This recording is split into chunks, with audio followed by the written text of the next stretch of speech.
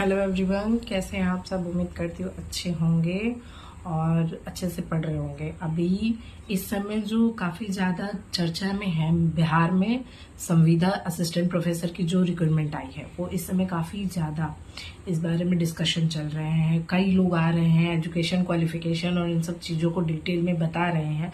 But जो official notification आया है उसमें, और जो यूट्यूब पे कई सारे टीचर्स, मैं किसी को क्रिटिसाइज नहीं कर रही पर्सनली, बट कई सारे टीचर्स अवेलेबल हैं जो कि बता रहे हैं ऐसा है ऐसा है ऐसा।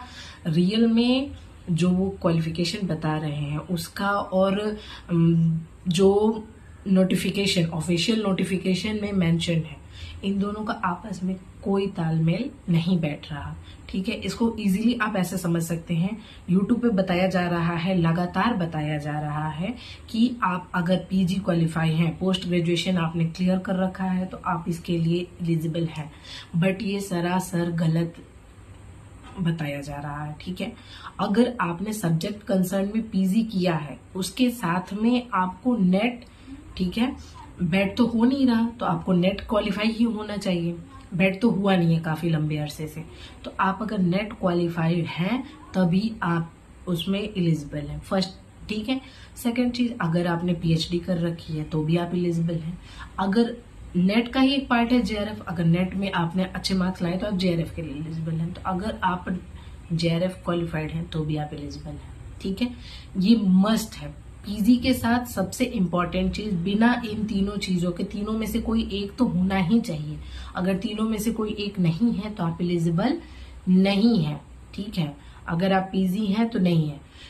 कुछ केसेस ऐसे हैं जैसे कि उस सब्जेक्ट कंसर्न में अगर सेंट्रल गवर्नमेंट जो है, यूजीसी नेट जो है, उसका सब्जेक्ट का एग्जाम नहीं लेता। ठीक है, उस सब्जेक्ट में अगर नेट का एग्जाम नहीं होता है, ऐसा कोई सब्जेक्ट निकला हो असिस्टेंट प्रोफेसर में जिसमें कि नेट, मतलब नेट एग्जाम नहीं लेता है। ठीक है, बेट तो हुआ ही नहीं है, नेट एग्जाम नहीं लेता।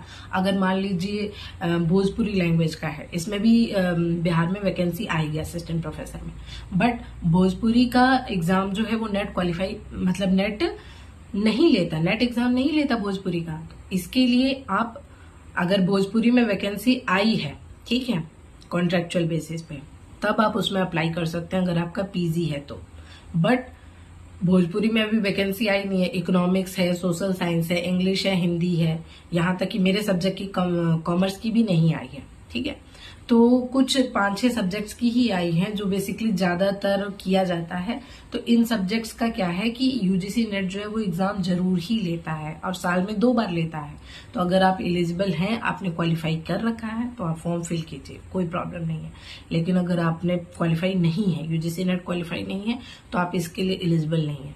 नेक्स्ट डाउट आ जाता है कि बेट एग्जाम होगा या नहीं होगा, तो इसके बारे में तो अभी फिलहाल कोई डिस्कशन नहीं है।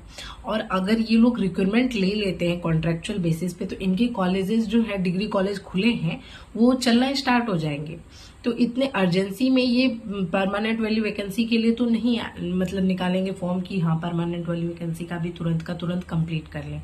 तो इसके लिए मेरे अकॉर्डिंग मुझे जहां तक लगता है कि 90% चांस है कि बेट आएगा। क्यों बेट आएगा?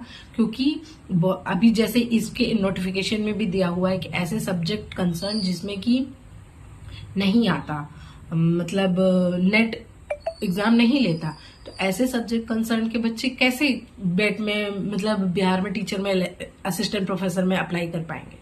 उनके लिए बेट होना कंपलसरी है। ठीक है, तो जब बेट होगा तो सारे सब्जेक्ट का होगा और होगा ही होगा, इसमें कोई ऐसी दो राय नहीं है। और ये आप देखिएगा कि इसका नोटिफिकेशन आएगा और यूजीसी नेट से पहले ही ये लोग नवंबर तक इसका बेट का, मुझे जहां तक लग रहा है कि एग्जाम करवाएंगे। कहीं ना कहीं जैसे ही बीपीएससी का, टीआरई का जो चल रहा है, अगर ये लोग सितंबर तक उसका एग्जाम लेते हैं, तो ये लोग, जैसे कि ये लोग सेट का एग्जाम, एस्टेट का एग्जाम तुरंत फॉर्म फिल करवाते हैं, तुरंत ले लेते हैं, वैसे ही अनसर्टेनिटी के साथ पॉसिबिलिटी है कि बेट का भी एग्जाम होगा। बट होगा, अगर असिस्टेंट प्रोफेसर की वैकेंसी आएगी बिहार में तो बेट का एग्जाम होगा, क्योंकि बिहार में ऐसे बहुत सारे सब्जेक्ट हैं जो कि यूजीसी नेट जिनका एग्जाम मतलब कंडक्ट नहीं करता, तो जिन बच्चों ने उस पर्टिकुलर सब्जेक्ट में कर रखा है, ठीक है, पीजी कर रखा है, वो बच्चे कहाँ से नेट क्वालिफाई करेंगे, फर्स्ट थिंग आ जाता है। और सेकंड थिंग, वो बिहार में ही असिस्टेंट प्रोफेसर बन सकते हैं, बाहर उनके लिए चांसेस नहीं है, तो वो बच्चे जाएंगे कहाँ पे? अगर उनको स्कोप ही नहीं है, कोई भी चीज नहीं है, तो पढ़ाई तो बेकार हो जाएगी ना उनकी। तो गवर्नमेंट इसके लिए पूरी तरीके से कंसर्न रहेगी, क्योंकि अपने स्टेट को कभी भी अवॉइड नहीं किया जाएगा। इस चीज के लिए आप कंसर्न रहिए, अपने स्टेट के बच्चों को, करियर को या इस चीज को लेकर अवॉइड नहीं किया जाएगा। तो 100 में से 90% चांसेस है कि बेट का एग्जाम होगा ही। अब टाइमिंग मैं नहीं बता सकती, क्योंकि मेरे कोई ऐसे कुछ जान पहचान या नहीं है। मैंने जो कंडीशंस हैं उसको बताया है कि ऐसे ऐसे चीजें हो सकती हैं, और ये कंडीशन कहीं ना कहीं जेन्युइन है, आप सब इस चीज को समझ सकते हैं। और एसेंशियल क्वालिफिकेशन जो था वो मैंने बता दिया आपको, तो इस चीज के लिए बिल्कुल कंफर्म रहे, अगर आप नेट क्वालिफाइड हैं तभी आप इसमें अप्लाई करेंगे। अगर आप नेट क्वालिफाइड नहीं है तो इसको देखना या अप्लाई करने का कोई चांस नहीं है, ठीक है। चलिए, आज के वीडियो में इतना ही। थैंक यू, धन्यवाद। ज्यादा से ज्यादा वीडियो को शेयर करें ताकि सारी इंपॉर्टेंट इन्फॉर्मेशन जो भी इंटरेस्टेड है उनके पास पहुंच जाए, और चैनल को सब्सक्राइब करें, वीडियो को ज्यादा से ज्यादा लाइक करें। Thank you.